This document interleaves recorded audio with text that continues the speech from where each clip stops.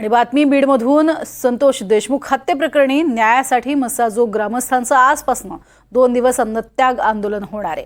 सकाळी 10 वाजल्यापासून आंदोलनाला सुरुवात होईल। ग्रामस्थांच्या अन्नत्याग आंदोलनाला पाठिंबा देण्यासाठी मनोज जरांगे पाटील मस्साजोगमधील आंदोलनाला दुपारी 12 वाजता भेट देणार आहेत। येत्या 28 तारखेला मोठा गौप्यस्फोट करणार अशी माहिती धनंजय देशमुखांनी यावेळी दिली आहे। त्यामुळे देशमुख आता 28 तारखेला काय गौप्यस्फोट करणार हे पाहणंही महत्त्वाचं ठरणार आहे।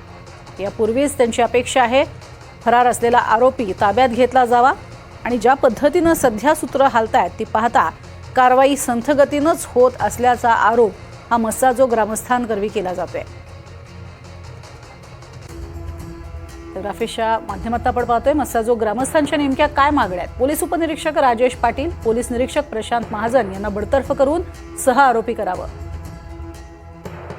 चौकशी 6 ते 9 डिसेंबरच्या घटनेपुरती मर्यादित न ठेवता या घटनेच्या 2 महिन्यांपूर्वीपासूनचे सीडीआर तपासावेत। आरोपी संशयितांचे कॉल रेकॉर्ड तपासण्यासाठी सायबर सेलच्या अधिकाऱ्यांची नियुक्ती करावी। तर जेलमध्ये आरोपींना व्हीआयपी ट्रीटमेंट देणाऱ्या सर्व कर्मचारी आणि अधिकाऱ्यांना सस्पेंड करावं। फरार कृष्णा आंधळेला तातडीनं अटक करून कृष्णा आंधळेच्या कुटुंबियांची चौकशी करावी। तर पोलीस कर्मचारी रमेश घुले, दिलीप गीते, गोरख फड, दत्ता बिक्कड यांचे सीडीआर तपासून त्यांना सह आरोपी करावं। आरोपींना पळून जाण्यास मदत करणाऱ्या डॉक्टर संभाजी वायभसे आणि त्यांच्या पत्नीला सह आरोपी करावं।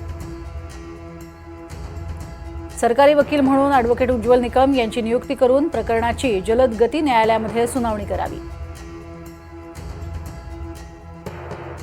या प्रमुख मागण्या आहेत मस्साजोग ग्रामस्थांच्या आणि याच मागण्यांसाठी अन्नत्याग आंदोलनाचं हत्यार ग्रामस्थांनी उपसलंय।